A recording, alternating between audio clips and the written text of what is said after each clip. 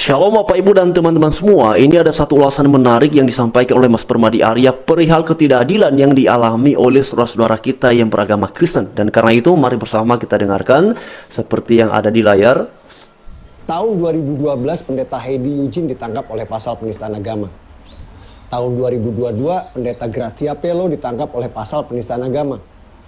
Ada lagi Pendeta Saifuddin Ibrahim harus buron karena mau ditangkap oleh pasal penistaan agama. Tahun 2026, Pendeta Yusuf Manubulu ditangkap oleh pasal penistaan agama dan masih banyak lagi. Semua pendeta Kristen ini dikenakan pasal penistaan agama karena dianggap menyinggung agama Islam. Tapi kalau dari pihak Islam menyinggung agama Kristen, tidak ada tuh yang dikenakan pasal penistaan agama. Ada Donditan, kontennya selalu menyinggung agama Kristen, tidak pernah dikenakan pasal penistaan agama. Ada lagi Ustadz Kainama selalu menyerang agama Kristen, tidak pernah kena pasal penistaan agama. Tunggu, Bapak Ibu dan teman-teman sekalian, kalau mengenai Kainama sebenarnya beberapa tahun lalu itu pernah ada komunitas Kristen yang kemudian membuat laporan perihal Kainama ini, tapi sampai hari ini kita juga nggak tahu ini progresnya seperti apa. Tapi pernah dulu Kainama itu dilaporkan oleh saudara kita yang beragama Kristen. Felix Xiao juga sering menyinggung agama Kristen, tidak pernah kena pasal penistaan agama. Kalau dari pihak Islam bisa seenaknya komentarin agama Kristen sambil sembunyi di balik dalih dakwah. Sementara kalau dari pihak Kristen komentarin Islam, garansi bakal langsung dipidana kena pasal penistaan agama. Jadi di mana letak keadilannya? Seolah umat Kristen ini cuma warga kelas 2 pelengkap penderita di Indonesia. Apa yang disampaikan oleh Mas Permadi Arya ini adalah sebuah kenyataan pahit yang dialami oleh saudara-saudara kita yang beragama Kristen. Dan memang benar demikian Bapak Ibu sekalian. Bahkan sebenarnya bukan hanya mengenai pasal-pasal penistaan agama yang diterapkan kepada saudara kita yang beragama Kristen seperti yang tadi dipaparkan oleh Mas Permadi Arya. Bukan hanya itu, mulai dari pelarangan gereja, bukan saja pelarangan gereja, pembubaran ibadah, bukan saja pembubaran ibadah, juga perusakan tempat ibadah. Ini sudah dialami oleh saudara-saudara kita yang beragama Kristen. Bahkan gereja yang mau dibangun yang ada izinnya saja juga bisa dipersoalkan. Yang mana sudah berhasil mengumpulkan tanda tangan saja juga bisa dipermasalahkan. Dan itulah yang sering terjadi dialami oleh saudara-saudara kita yang beragama Kristen ini.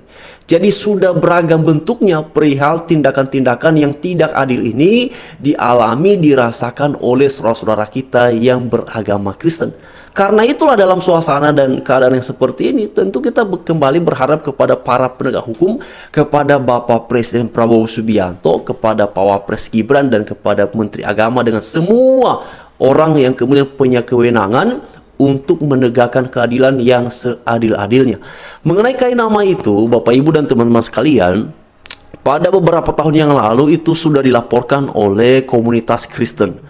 Mereka melaporkan Kainama perihal beberapa ucapannya, diantaranya ya membahas mengenai ayat-ayat suci dalam Alkitab. Banyak, sudah sering kali Kainama membahas mengenai ayat-ayat suci dalam Alkitab. Bukan hanya Kainama, mengenai tadi juga disebutkan perihal Donditan, ya sudah banyak mereka yang membahas perihal ayat-ayat suci di dalam Alkitab. Tapi apakah mereka kemudian bisa diproses? Ya kita nggak tahu. Kalau yang Donditan saya belum pernah dengar apakah dia pernah dilaporkan, tapi yang Kainama itu pernah dilaporkan dan sampai hari ini, sampai tahun ini kita nggak tahu ini hasilnya, progresnya seperti apa. Nanti kalau misalnya ada saudara kita yang beragama Kristen yang melaporkan, ya seperti yang tadi dikatakan oleh Mas Permadi Arya, mereka berlindung di balik kata bahwa ini wah inti untuk membentengi umat kami dan segala macam. Tapi kalau sebaliknya orang-orang Kristen melakukan hal yang sama juga sebagai bentuk membentengi iman umat, ya ini kan alasannya menjadi tidak begitu relevan dipandangnya Bapak Ibu sekalian. Kenapa bisa begitu? Ya kita lihatlah Gratia Pelo, lalu kemudian Yusuf Manubulu, dan juga beberapa orang lain yang diproses hukum terkait dengan pasal penistaan agama ini. Sebenarnya bagi saya secara pribadi, siapapun orang, ya apapun agamanya, baik dari Kristen maupun non-Kristen, yang melakukan tindakan yang meremehkan, merendahkan, ataupun menghina agama lain, itu sesuatu yang tidak diperbolehkan, sesuatu yang tidak patut untuk dilakukan. Karena di dalam Alkitab pun juga diajarkan perihal bahwa dalam hal mempertanggungjawabkan iman ini haruslah ya disampaikan secara bertanggung jawab dan dengan hati yang lemah lembut, dengan tutur kata yang terpuji. Tapi yang terjadi selama ini, manakala orang-orang di luar sana yang bukan Kristen begitu serampangan membahas perihal ayat-ayat suci dalam Alkitab, ya mereka apa yang mereka alami Bapak Ibu? Mereka itu bebas-bebas aja, santai-santai aja. Seperti tidak ada sesuatu yang kemudian dipandang bahwa ada yang salah dari orang-orang ini. Bahkan mereka justru banyak yang puji. Wah, mereka ini paham Alkitab, mengerti Alkitab, logik dan segala macam yang dijelaskan dan segala macam. Itu yang terjadi. Tapi kalau misalnya yang melakukannya adalah dari saudara yang beragama Kristen, ya tadi Mas Permadi Arya sudah katakan. Dan karena itulah kita sangat mengharapkan tegaknya keadilan yang seadil-adilnya. Terutama nih mengenai kain nama itu. Sudah berapa tahun itu dilaporkannya? Sampai saat ini nggak tahu hasilnya bagaimana. Ya, sudah sekian lama dilaporkan. Hasilnya bagaimana? Kita nggak tahu, Bapak Ibu dan teman-teman sekalian. Dan itulah yang kemudian menunjukkan bahwa ini perihal tegaknya keadilan itu masih suatu pergumulan. Tidak semua orang bisa merasakan perihal keadilan. Tidak semua orang bisa merasakan perihal nyaman dalam menggunakan haknya untuk beragama, untuk beribadah di negeri ini. Kenapa saya katakan begitu? Ya, pelarangan gereja masih terjadi.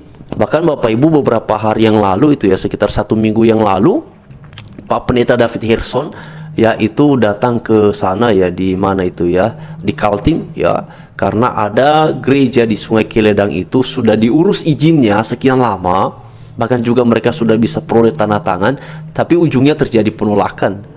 Terjadi penolakan Bapak Ibu. Sudah lama ya diurus izinnya, tapi sampai tahun 2026, sampai beberapa hari yang lalu Pak Pendeta David Hirson turun ke sana mengecek ya di lapangan langsung, belum ada Bapak Ibu izinnya. Nah, ini namanya apa kalau bukan ketidakadilan? Ya. Apakah semua tempat-tempat ibadah di negeri ini semuanya ada izinnya, semua ada IMB-nya segala macam?